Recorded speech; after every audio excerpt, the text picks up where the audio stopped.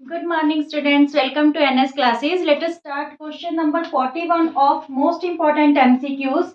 If root 3 tan theta equal to 3 sin theta, then find the value of sin square theta minus cos square theta. देखिए हमें value किसकी find out करनी है, sine square theta minus cos square theta की। Means हमें जो given है इससे हमें वैल्यू निकालनी होगी साइन स्क्वायर थीटा और कोस स्क्वायर थीटा की। देखिए कैसे निकालते हैं, रूट 3 टेन थीटा गिवन है हमें किसके इक्वल, 3 साइन थीटा के। ठीक है, तो यहाँ पे जो टेन थीटा है इसको हम क्या लिख सकते हैं, sine theta upon cos theta. ठीक है, इक्वल टू 3 साइन थीटा। तो यहाँ पे साइन थीटा को यहाँ ले आएंगे कोस थीटा की जगह, कोस थीटा को यहाँ पे ले जाएंगे। तो यहाँ पे देखिए रूट 3 साइन थीटा अपॉन ये इधर आ गया ओवर में 3 साइन थीटा इक्वल टू ये कोस थीटा इधर चला जाएगा। ठीक है, तो यहाँ पे साइन थीटा से sine theta cancel, cos theta की वैल्यू हमारे पास क्या आ गई, रूट 3/3।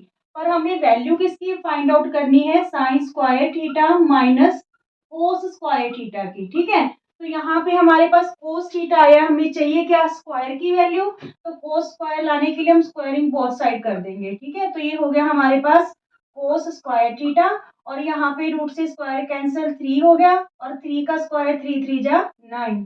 तो ये 1/3 हो गया कैंसिल होके। कोस स्क्वायर थीटा की वैल्यू हमारे पास क्या आ गई, 1/3। अब किसकी वैल्यू फाइंड आउट करें, साइन स्क्वायर थीटा की। तो वो वैल्यू हम कैसे फाइंड आउट करेंगे, हमारे पास जो आइडेंटिटी है sine square theta plus cos square theta equal to 1। Sine square theta cos square theta की वैल्यू 1/3 इक्वल टू 1। ठीक है, साइन स्क्वायर थीटा 1, ये प्लस 1/3 इधर आगे क्या हो गया, -1/3। तो साइन स्क्वायर थीटा की वैल्यू 3 एलसीएम आ गया, 3 1 जा 3 -1।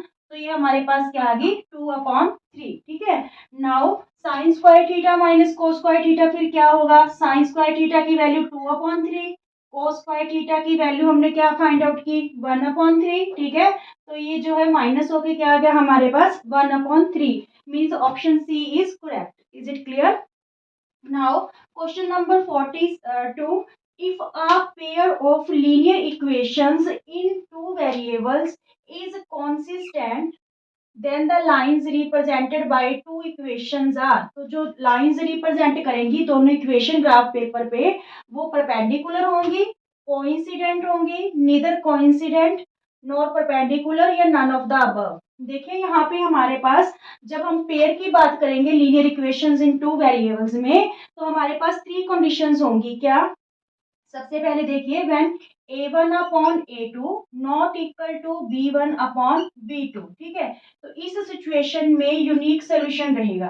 क्या रहेगा, यूनिक सोल्यूशन। ठीक है, और जो ग्राफ पेपर पे लाइंस है वो क्या करेंगी, एक दूसरे को इंटरसेक्ट करेंगी। ठीक है, दोनों जो है इक्वेशंस की जो लाइन होंगी वो क्या करेंगी, इंटरसेक्ट करेंगी एक पॉइंट पे, तो वही पॉइंट उसका क्या होगा, सोल्यूशन। तो ऐसी सिचुएशन को हम क्या बोलेंगे, कॉन्सिस्टेंट। कॉन्सिस्टेंट। ठीक है, तो वहां पे then the lines represented by two equations. यहाँ पे अब if a pair of linear equations two variable is consistent, पर यहाँ पे हमें ना इसकी दे नहीं रखी बाइसेक्ट की, या तो परपेंडिकुलर दे रखी है, coincident, neither coincident nor perpendicular, none of the above. हमें यहाँ पे बाइसेक्ट की दे नहीं रखी कि वो बाइसेक्ट करेगा। होता ये भी कॉन्सिस्टेंट है जहाँ पे ओनली वन सोल्यूशन रहेगा। सेकेंड कंडीशन होती है व्हेन a1/a2 इक्वल है b1/b2 इक्वल है c1/c2। तो यहाँ पे मैनी सॉल्यूशंस होते हैं, इन्फिनिटली मैनी सॉल्यूशंस। ठीक है, जब तीनों ही रेशियोज इक्वल होती हैं तो मैनी सॉल्यूशंस रहते हैं, और ग्राफ में ये एक ही लाइन बनेगी दोनों इक्वेशंस की, जिसे हम क्या बोलते हैं, कोइंसिडेंट लाइन बोलते हैं। क्या बोलते हैं इसे, कोइंसिडेंट लाइन। ठीक है, तो यहाँ पे भी जो ये सोल्यूशन होगा कॉन्सिस्टेंट होगा। ठीक है, ऐसी सिचुएशन क्या होगी, कॉन्सिस्टेंट। मींस दो सिचुएशन कॉन्सिस्टेंट होगी, एक तो जब वो दोनों इक्वेशंस है किसी पॉइंट पे बाइसेक्ट कट करेंगी, और एक जो पैरेलल लाइन कॉन्सिडेंट लाइन बनेगी। और थर्ड सिचुएशन है व्हेन a1/a2 इक्वल है b1/b2 but not equal to c1/c2। C2, ठीक है। तो यहाँ पे कोई सोल्यूशन नहीं होगा, नो सोल्यूशन। और ऐसा जो ग्राफ है उसकी दोनों लाइंस क्या जाएंगी, पैरेलल जाएंगी, और यहाँ पे फिर जो सिचुएशन होगी वो इनकॉन्सिस्टेंट, ठीक है, क्या कहलाएगी, इनकॉन्सिस्टेंट। तो यहाँ पे क्या बोला था, if a pair of linear equation in two variables is consistent है, तो फिर क्या होगा, कोइंसिडेंट, ठीक है, कोइंसिडेंट होगी, क्योंकि जो कॉन्सिस्टेंट है वो या तो कोइंसिडेंट में है या फिर किस में है, जहां पे लाइंस क्या करती हैं, इंटरसेक्ट करती हैं, क्या करती हैं, इंटरसेक्ट करती है। तो दो सिचुएशन में कॉन्सिस्टेंट है, ठीक है। जहां पे कोई सोल्यूशन नहीं है, लाइंस पैरेलल जाएंगी, वो वाला सोल्यूशन क्या होगा, इनकॉन्सिस्टेंट। ये आपको अच्छी तरह से माइंड में बिठा लेना, इससे रिलेटेड क्वेश्चन आपके एग्जाम में रहेगा। क्लियर स्टूडेंट्स, 43 नंबर क्वेश्चन है आपका, if x equal to 2 and x equal to 0 are the zeros of the polynomial fx 5x square plus ax plus b, then the values of a और b, ठीक है, a and b की हमें values find out करनी है। If two zeros are given of this quadratic equation, fx हमें क्या given है, 5x square plus A X plus B, ठीक है। तो हम पहले फर्स्ट जीरो लेते हैं, फर्स्ट जीरो इज गिवन 2, ठीक है, एक्स की वैल्यू क्या गिवन है हमें 2, तो यहाँ पे 5 एक्स की जगह हम क्या यूज कर लेंगे 2 का स्क्वायर प्लस ए इंटू 2 प्लस बी, ठीक है। तो यहाँ पे 2 जा 4, 4 5 जा 20, यहाँ पे ये क्या हो गया 2a और प्लस b, ठीक है।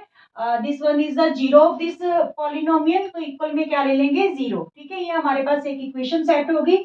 Now second value is given 0, ठीक है। तो ये 0 इस पॉलिनोमियल में जब हम पुट करेंगे तो 5 0 का स्क्वायर प्लस ए एक्स है तो a इंटू 0 प्लस b, तो ये 0 होगी टर्म, ये भी टर्म 0 होगी, और यहाँ पे प्लस b और इक्वल टू 0, तो b की वैल्यू हमारे पास क्या आ गई 0। Now putting the value of b in equation 1, ठीक है, 1 इक्वेशन में हम इसकी वैल्यू पुट कर देते हैं। तो यहाँ पे देखिए इक्वेशन है क्या हमारे पास 2a प्लस बी और ये प्लस 20 है इक्वल टू 0, ठीक है। तो यहाँ पे 2a b की वैल्यू 0 प्लस 20 इक्वल टू 0, तो ये प्लस 20 ये 20 हो गया, 20 इधर आके क्या हो गया -20 राइट हैंड साइड, a की वैल्यू -20, ये 2 मल्टीप्लाई इधर आके क्या हो गया डिवाइड, a की वैल्यू हमारे पास क्या आ गई -10, ठीक है। तो क्या वैल्यूज आई हमारे पास a और b की -10 और 0, ऑप्शन डी इज करेक्ट, ठीक है। Now 44th number question, the value of k for which one root of the quadratic equation kx square -14x plus 8 equal to 0 is 6 times the other. अगर जो एक zero है या एक root है, other route के क्या है 6 टाइम्स, तो हमें यहाँ पे इस क्वाड्रेटिक इक्वेशन में किसकी वैल्यू फाइंड आउट करनी है के की, ठीक है। तो let first zero, let first root या first zero, let first root alpha, ठीक है। तो फिर सेकंड रूट क्या हो जाएगा हमारे पास, कंडीशन में गिवन है कि वो 6 टाइम्स है अदर का, तो मीन्स 6 अल्फा, ठीक है, 6 टाइम्स है। अब देखिए जो सम ऑफ जीरोस होते हैं, मीन्स अल्फा 2 जीरोस है, sum of zeros alpha plus 6 alpha equal किसके होते हैं -b अपॉन a के। तो यहाँ पे ये 6 अल्फा प्लस अल्फा क्या हो गया 7 अल्फा, b की वैल्यू हमारे पास देखिए क्या है -14, तो माइनस माइनस 14, ये वाला माइनस, और b की वैल्यू -14 है, a की वैल्यू हमारे पास क्या है k, ठीक है। तो यहाँ पे देखिए अल्फा की वैल्यू हमारे पास क्या आई, यहाँ पे माइनस माइनस प्लस हो गया अपॉन के, ये 7 मल्टीप्लाई था इधर आके क्या हो गया डिवाइड, ठीक है। तो 7 2 जा 14, अल्फा की वैल्यू हमारे पास आई 2 अपॉन के, ठीक है, 2 अपॉन के किसकी वैल्यू आ गई हमारे पास अल्फा की। ये तो हमने किया कि sum of zeros minus B upon A होता, बी अपॉन ए होता है। Now product of zeros, second condition क्या होती है product of zeros, means alpha into 6 alpha, तो ये क्या होता है सी अपॉन ए, ठीक है। तो यहाँ पे ये 6 अल्फा स्क्वायर हो गया, कांस्टेंट वैल्यू सी की वैल्यू 8 है और ए हमारे पास क्या है के, ठीक है। तो यहाँ पे अल्फा की वैल्यू अभी अभी हमने क्या निकाली 2 अपॉन के, वो यहाँ फिल कर देंगे, 2 अपॉन के का स्क्वायर इक्वल टू 8 अपॉन के, तो ये क्या हो जाएगा 2 2 जा 4, 4 6 जा 24, ठीक है। तो यहाँ पे 24 अपॉन में के स्क्वायर इक्वल टू 8 अपॉन के, ठीक है। अब हम क्या करेंगे, देखिए यहाँ पे के स्क्वायर को तो इधर ले जाते हैं, तो इंटरचेंज कर देते हैं और 8 को यहाँ पे ले आते हैं, ठीक है। तो ये हो जाएगा हमारे पास 24 अपॉन 8 इक्वल टू के स्क्वायर अपॉन के, ठीक है। के स्क्वायर अपॉन के, क्लियर। 8 3 जा 24, यहाँ से के कैंसिल हो गया, एक के रह गया, तो के की वैल्यू हमारे पास क्या आ गई 3, ठीक है। Means option D is correct, clear. देखिए एक जो जीरो है अदर जीरो की 6 टाइम्स दे रखी थी, तो यहाँ पे जो सम ऑफ जीरोस होता है माइनस बी अपॉन ए, तो उसमें हमारे पास अल्फा की वैल्यू आ जाएगी 2 अपॉन के, ठीक है। फिर सेकंड होता है product of zeros constant term upon coefficient of x square means A C upon A, तो यहाँ से हम जो अल्फा है उसकी वैल्यू ये पुट करके फिर आगे इंटरचेंज करके ये वैल्यू निकाल लेंगे, clear, okay. Students 45 number question है आपके पास, the ratio in which the x axis divides the line segment joining A and B is, ratio find out करनी है जब एक लाइन जो ए और बी को ज्वाइन करके बनी है, ठीक है, पॉइंट्स को एक्स एक्सिस द्वारा डिवाइड की जाती है, तो क्या रेशियो होगी 1:2, 2:1, -2:1 या -1:2। तो यहाँ पे जब भी हमने रेशियो फाइंड आउट करनी होती है तो हम कौन सा फॉर्मूला यूज करते हैं, सेक्शन फॉर्मूला, ठीक है, सेक्शन फॉर्मूला। तो सेक्शन फॉर्मूला जो है हमारे पास क्या है, देखिए हमारे पास एक लाइन है ए और बी पॉइंट्स को जो ज्वाइन करके बनी है, जिसके कोऑर्डिनेट्स हैं 3 और 6 और यहाँ पे 12 और -3, ठीक है। एक्स एक्सिस द्वारा डिवाइड की जा रही है, जब भी एक्स एक्सिस की बात होगी तो वहां पे हमारे पास ऑर्डिनेट क्या रहेगा 0, ऑर्डिनेट मीन्स वाई की वैल्यू, एक्स की वैल्यू को सीसा और वाई की वैल्यू को ऑर्डिनेट बोलते हैं। तो जब भी एक्स एक्सिस डिवाइड करेगा तो वहां पे ऑर्डिनेट क्या होगा 0 होगा, ठीक है। अब हमें रेशियो फाइंड आउट करनी है कि एक्स एक्सिस इस लाइन को किस रेशियो में डिवाइड करता है, तो हम रेशियो को क्या लेट कर लेंगे k:1, ठीक है।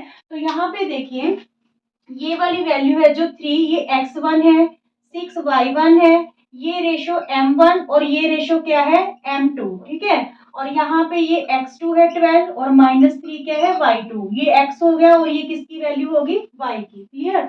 नाउ सेक्शन फॉर्मूला जो हम यहाँ पे यूज करने वाले हैं दैट इज x कोऑर्डिनेट किसके इक्वल होता है m1 x2 plus m2 x1 upon m1 plus m2। अगर आप 1 यूज कर रहे हो तो x2 और यहाँ पे m2 यूज कर रहे हो तो x1। सिमिलरली y में यहाँ पे देखिए y का जो वैल्यू है वो कैसे फाइंड आउट करेंगे, m1 y2 plus m2 y1 upon m1 plus m2, ठीक है। अब देखिए x की तो यहाँ पे वैल्यू मिसिंग है और यहाँ पे जो m है m1 की वैल्यू भी मिसिंग है, हम वैल्यू पुट कर देते हैं पर इसके थ्रू हम नहीं निकाल पाएंगे।